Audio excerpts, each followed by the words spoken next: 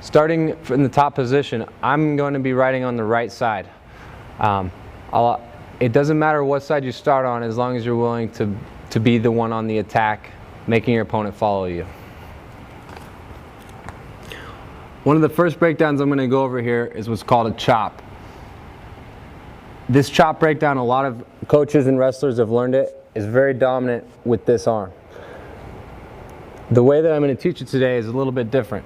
We're going to start directly behind our opponent, and it's more going to be about shifting his hips with our offside arm than it is about chopping with the elbow hand.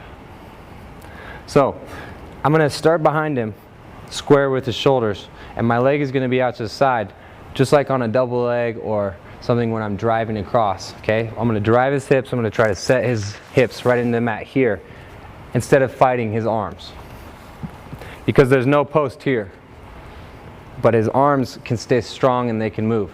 So I'm going to be trying to explode his hips this way as I slide to the side here. I'm going to start behind him. This outside leg is going to be up. My hand's going to be on his belly button, and this elbow is going to hit the hip right here.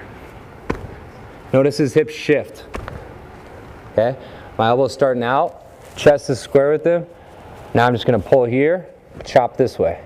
This is a little bit different than your normal chop because you normally would be hitting here, pulling them into your lap, falling to your hip. Here, our legs up, chopping at the hip, just breaking this arm, exploding sideways. Here.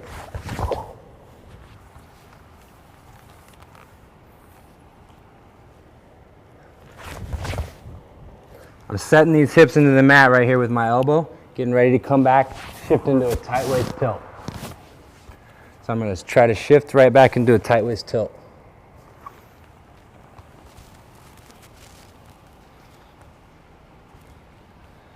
Blocking the knee right outside the heel here.